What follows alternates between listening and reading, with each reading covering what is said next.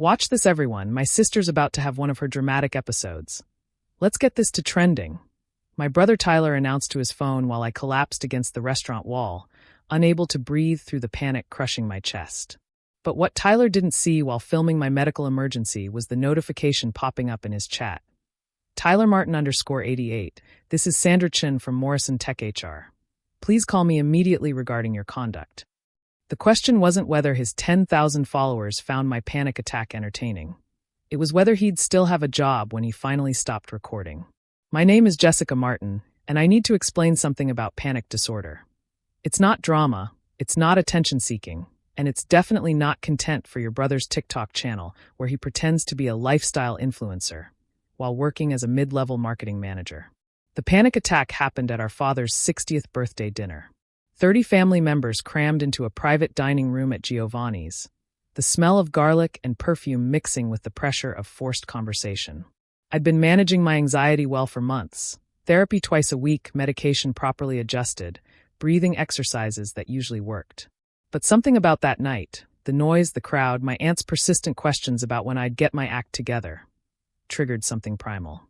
I'd excused myself, trying to make it to the bathroom, but only got as far as the hallway before my chest tightened like someone was crushing my ribs. My vision tunneled.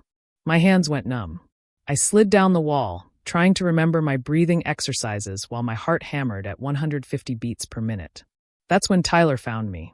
Instead of helping, instead of asking if I was okay, instead of doing literally anything a brother should do, he pulled out his phone. "Yo, what's up, Tyler Nation?" he said to his camera. "You're about to see something wild.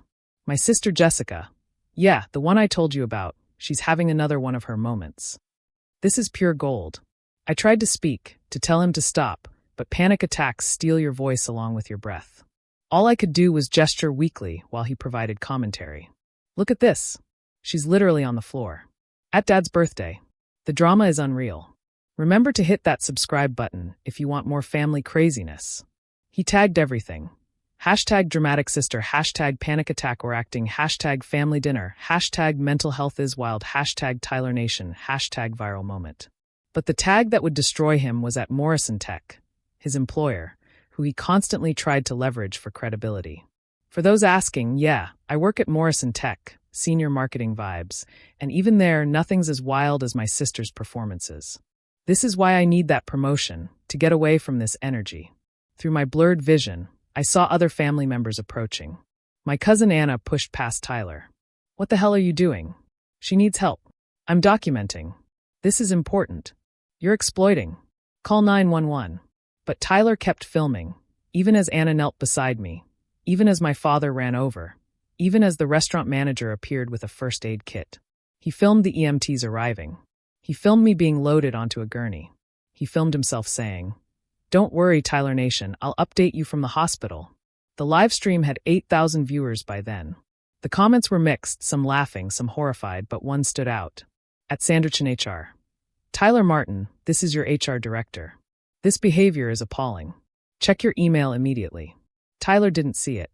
He was too busy reading the comments calling him a legend and savage for exposing fake mental illness.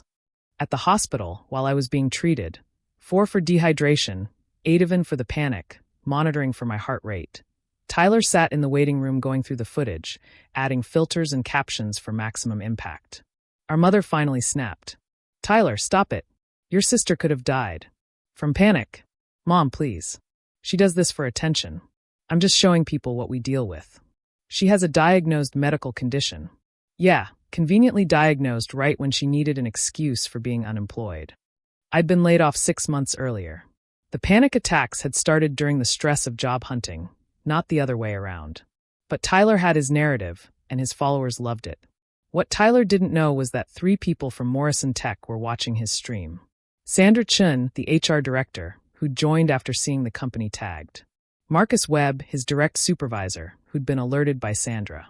And Diane Morrison herself, the CEO, who'd been shown the stream by her teenage daughter who'd asked, "Mom, isn't this guy one of your employees?" By the time I was released from the hospital at 2 a.m., Tyler's fate was already sealed. But he didn't know it yet. He was still riding high on his viral moment. 15,000 views, 2,000 new followers, and hundreds of comments calling him real and unfiltered. Sunday morning, while I recovered at home, Tyler posted a highlight reel. My sister's epic meltdown, full breakdown.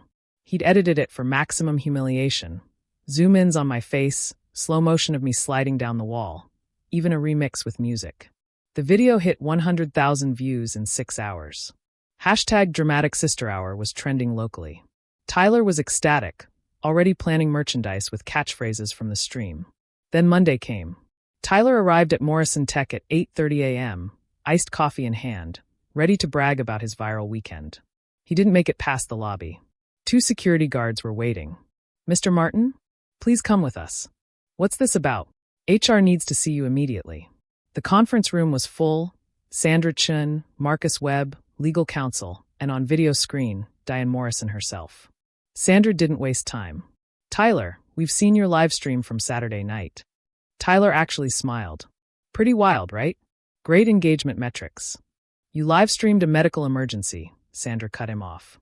"You tagged our company while mocking mental illness. You used our corporate name to gain credibility while exploiting your sister's panic attack. It wasn't real." Marcus pulled up a tablet. "Your exact words.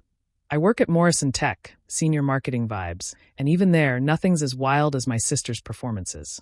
This is why I need that promotion." Diane Morrison spoke from the screen. "Mr. Martin, Morrison Tech has spent 5 years building our mental health advocacy program. We have a zero-tolerance policy for discrimination based on medical conditions. You've not only violated that policy, you've done it publicly while associating yourself with our brand. This was personal time, during which you explicitly identified yourself as our employee and tagged our company," the legal counsel interrupted. "You've exposed us to liability, damaged our reputation, and created a hostile environment for any employees dealing with mental health challenges." Tyler's phone buzzed. The video had hit 200,000 views. He glanced at it and Sandra noticed. "Still checking your metrics?" she asked. "Let me give you some numbers. Morrison Tech stock dropped 2 points this morning after your video went viral connected to our brand. That's a $50 million market cap loss.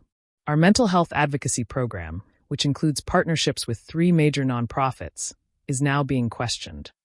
"I'll take it down.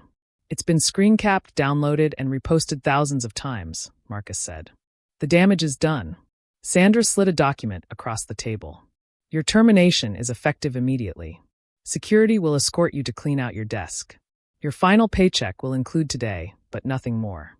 Your health insurance ends in 30 days. You can't fire me for something I did off hours." The legal counsel spoke up. "We can when you explicitly tie it to our company, violate our code of conduct, and potentially expose us to discrimination lawsuits. Page 47 of your employment contract, which you signed." Tyler's face went white. "This is cancel culture. I'm going to sue." "You're welcome to try," Diane Morrison said coldly.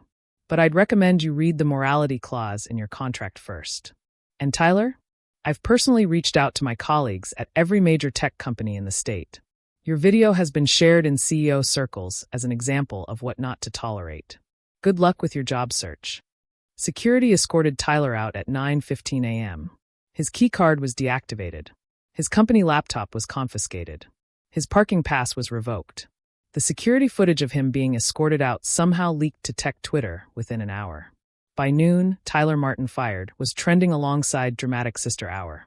The narrative had flipped. Comments poured in from people who'd experienced panic attacks, from mental health advocates, from employers stating they'd never hire someone capable of such cruelty. Tyler tried damage control. He posted an apology video, but kept ads enabled on it, which people noticed. He claimed I'd approved the live stream, until I posted hospital records showing I was physically incapable of consent during a medical emergency. He said it was just a joke, until the EMT who'd treated me commented publicly about how serious my condition was. Within a week, Tyler had lost his job, $85,000 salary plus benefits. His apartment, couldn't make rent without income. His girlfriend, who'd been appalled by the video. Most of his followers, down to 1,200 from 12,000. His reputation in the tech industry, unhireable. But the strangest part was what happened with our family. Our parents, who'd always favored Tyler, saw him differently after watching him exploit my medical emergency for views. Our father, usually stoic, broke down crying. How did I raise a son who would film instead of help? Tyler moved back home, but the dynamic was different. No longer the golden child, he was the cautionary tale.